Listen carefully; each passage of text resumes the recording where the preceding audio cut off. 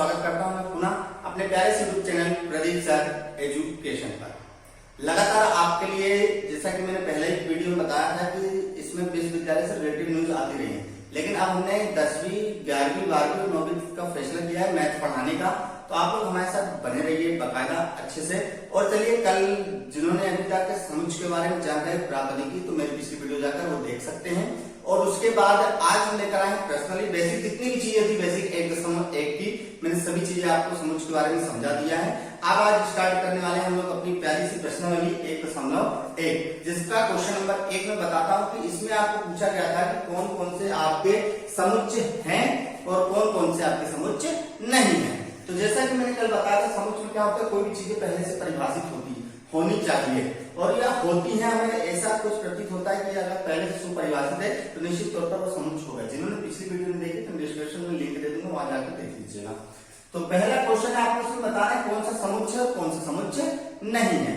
तो पहला क्या है, जे अक्षरों से प्रारंभ होने वाले वर्ष के सभी महीनों के नाम। क्या हम ऐसा बता सकते हैं कि 1 से लेकर जो 12 तक महीने होते हैं उनमें से क्या कोई जे अक्षरों से स्टार्ट होता है? तो हम बता सकते हैं उसमें कौन कौन से स्टार्ट हो जाते हैं। जैसा कि हम देखने का प्रयास करेंगे, उसमें पहला तो आपका जनवरी आ जाता है, दूसरा आपका जून आ जाता है और तीसरा आपका जो होता है वो जुलाई होता है। यानी कि हम कह सकते हैं कि जे अक्षरों से प्रारंभ होने वाले वर्षों के जो महीने हैं वो सुपरिभाषित हैं, यानी कि जनवरी और जून और जुलाई पहले से आते हैं तो निश्चित तौर पर ये सुपरिभाषित है। तो हम लिख देंगे ये अतः ये सुपरिभाषित है और ये समुच्चय है। ठीक, याद रखिएगा। अब दूसरा देखिए, भारत के 10 सबसे प्रतिभाशाली लेखकों के नाम। क्या आप बता सकते हैं कि भारत के जो 10 है सबसे प्रतिभाशाली लेखकों का संग्रह कौन सा है? तो मैंने कल आपको बताया था कि सबकी पसंद अलग अलग हो सकती है, कोई भी नहीं बता सकता भारत के 10 सबसे प्रतिभाशाली लेखक कौन से। आपको लगता है कि सबसे प्रतिभाशाली लेखक है कोई दूसरा व्यक्ति है और दूसरे को लगता है कोई तीसरा व्यक्ति है, इससे कभी भी परिभाषित नहीं होगा और हमेशा प्रतिभाशाली लेखकों का संग्रह जो है चेंज होता रहेगा। पहला वाला दूसरे में पहुंच जाएगा, दूसरा वाला हो सके तीसरे में और 10वां वाला पहले पे, 20वां वाला पहले पे आ सकता है। जो यदि लेखक जो अच्छी लेखिका कर देगा तो निश्चित तौर पर वो लेखक में परिवर्तन, उसके संग्रह में परिवर्तन कर देगा। तो ये कर देंगे, ये सुपरिभाषित नहीं आता, ये समुच्चय नहीं है। अगला देखेंगे, आपकी कक्षा में सभी बालकों का संग्रह। जी, आपकी जो कक्षा में है, यानी क्या कक्षा 11वीं में है, क्या आप बता सकते हैं कि आपकी कक्षा में कुल कितने विद्यार्थी हैं?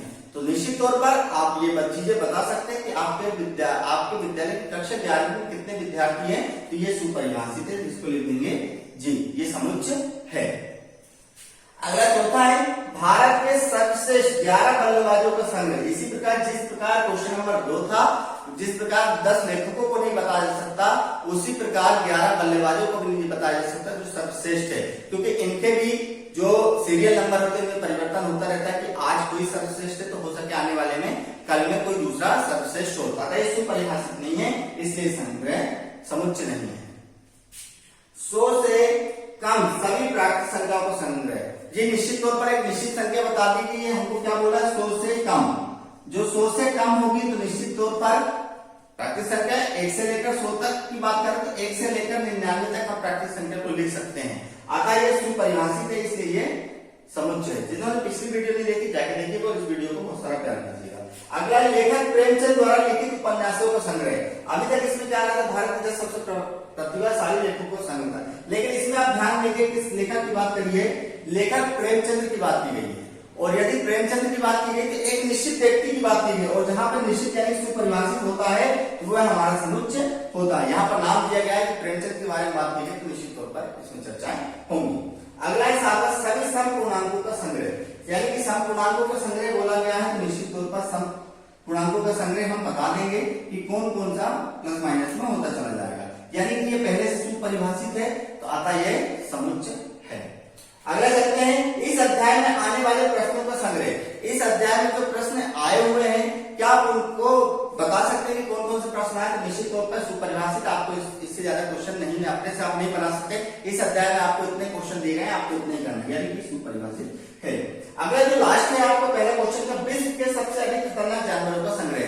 क्या आप बता सकते हैं विश्व में सबसे खतरनाक जानवरों का संग्रह कौन सा हो सकता है? तो मेरे हिसाब से मैं तो नहीं बता सकता, यदि आप बता सकते हैं तो कमेंट में करके बता दीजिएगा। लेकिन एक चीज बता दो, विश्व के सभी खतरनाक जानवरों का संग्रह निश्चित नहीं है, क्योंकि आपको लगता है कि शेर है और मुझे लगता है बाघ, और यानी कि ये तो भारत में, विश्व में तो कितने जानवर होते हैं और कितनी चीजें होती हैं जो कि काफी कठिनाइयों की भरी होती हैं और खतरनाक खतरनाक जानवर होते हैं। इसलिए हम नहीं बता सकते कि विश्व में सबसे खतरनाक जानवर कौन सा। निश्चित तौर पर यह हमारा सुपरिभाषित नहीं है। तो निश्चित तौर पर मुझे लगता है कि आप लोगों को ये चीजें समझ में आ गई होगी, किस चीजों को सुपरिभाषित करना है और किस चीजों को नहीं। चलिए अगले क्वेश्चन की ओर चलते हैं।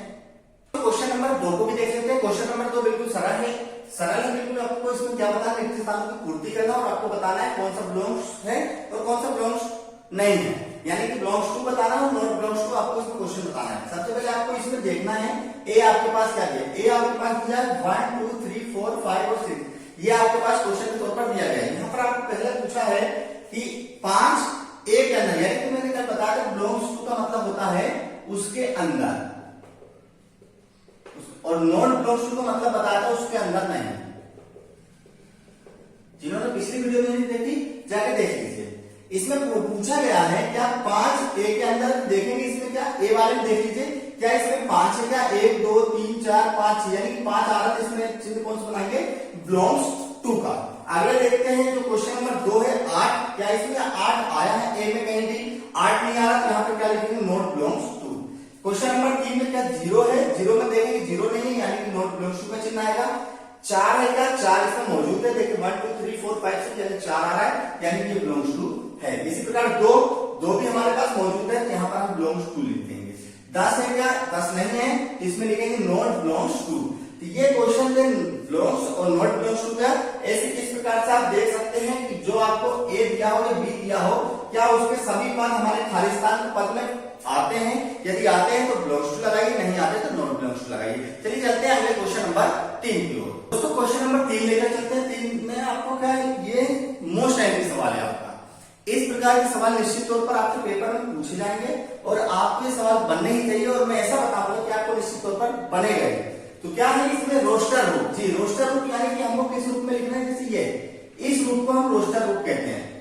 जब कभी भी आपको ऐसे समुद्र रूप में दिया हो, उसको रोस्टर रूप में बनाने के लिए बोला गया हो, तो इस रूप में आप लिखेंगे मझले कोष्ठक के साथ, जो भी उसके बारे में पूछा जाए।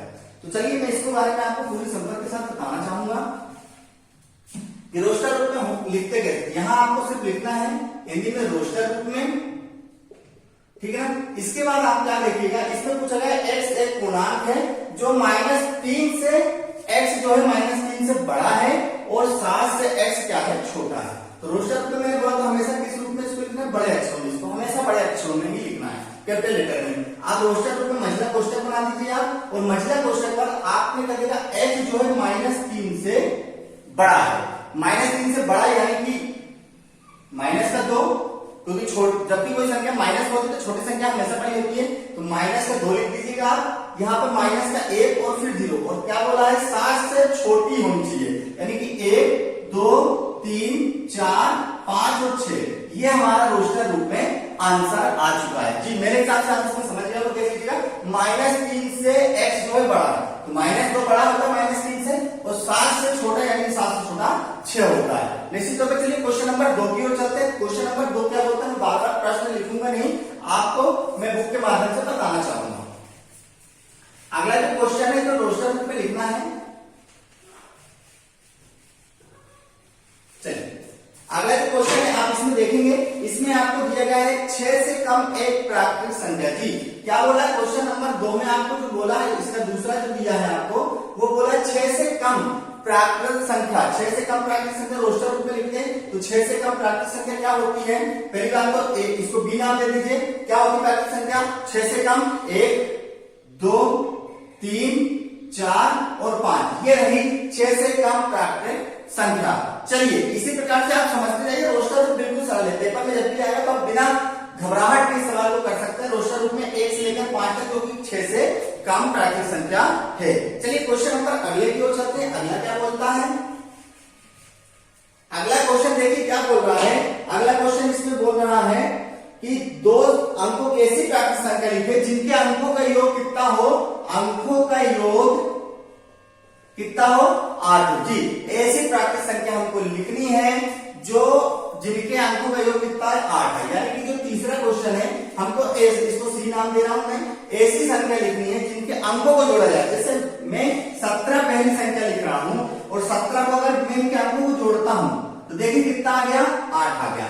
1 और 7 को जोड़ा कितना आ गया, 8 आ गया। इसी प्रकार मैं पहली संख्या क्या लिख रहा हूँ, 17 लिख रहा हूँ। दूसरी ऐसी कौन सी संख्या है जिसमें लिखा 26 लिख रहा हूँ। तीसरी कौन सी है, 35, 3 और 5 को जोड़ो तो 8 आता। 35 के बाद अगली संख्या हो जाएगी हमारी 44, अगली 53 हो जाएगी और 53 के बाद आगे चलेंगे तो 62 यानी 62 संख्या हो जाएगी, फिर 71 हो जाएगी, लास्ट में हम लिख देंगे 80, जो कि हमारे ये रोस्टर रूप में आएगा, जो कि हमारा एक करेक्ट आंसर आ जाएगा। ठीक है ना, याद रखिएगा, इतने सरल है रोस्टर रूप। और भी कोई भी परेशानी हो तो हमसे पूछते रहिएगा। अगला देखिए, अगला जो क्वेश्चन बताया गया उसमें बोला गया है एक अभाज्य संख्या है जो 60 की भाजक है जी। एक अभाज्य संख्या है जो 60 की भाजक है जी। अभाज्य संख्या क्या होती है, आप निश्चित तौर पर मुझे बता सकते हैं। अभाज्य संख्या वे संख्याएं होती हैं जो स्वयं अपने से कटती हैं जी। आपने ठीक सुना, अभाज्य संख्याएं वे संख्याएं हैं जो स्वयं और केवल एक से कटे, उसके अतिरिक्त किसी से न कटे। ठीक है ना, तो जैसे कौन सी संख्या जो 60 का भाजक है, 60 का भाजक, ध्यान दीजिएगा।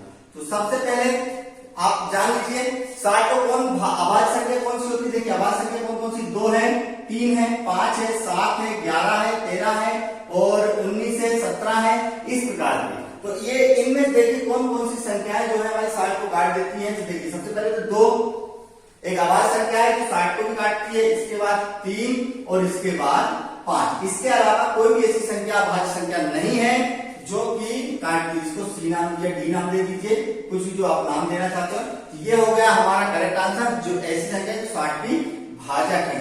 ठीक है ना, अगले क्वेश्चन की ओर आगे बढ़ते हैं। अगला क्वेश्चन क्या बोलता है हमारा, जो अगला क्वेश्चन है उसमें बोला गया है आपका, देखिए मैं लिख देता हूं। और कल मैंने एक चीज बताई थी आपको, तो निश्चित तौर पर वो चीज आप याद रखिएगा। जो क्वेश्चन नंबर 5 है आपका, जो कि ट्रिग्नोमेट्री की आपकी स्पेलिंग दी हुई है, ठीक है ना। इसको आपको रोस्टर में लिखना है। एक और क्वेश्चन है जो मैं आपको लिख देता हूं। F बराबर दिया गया है आपको, बेटा की स्पेलिंग दी गई है और इसको भी आप इसे सभी अक्षरों को क्या किस रूप में लिखना है, आपको रोस्टर रूप में लिखना है। कल मैंने आपको एक चीज बताई थी, और इस गाड़ी का डिस्टर्बेंस है, चली जाइए।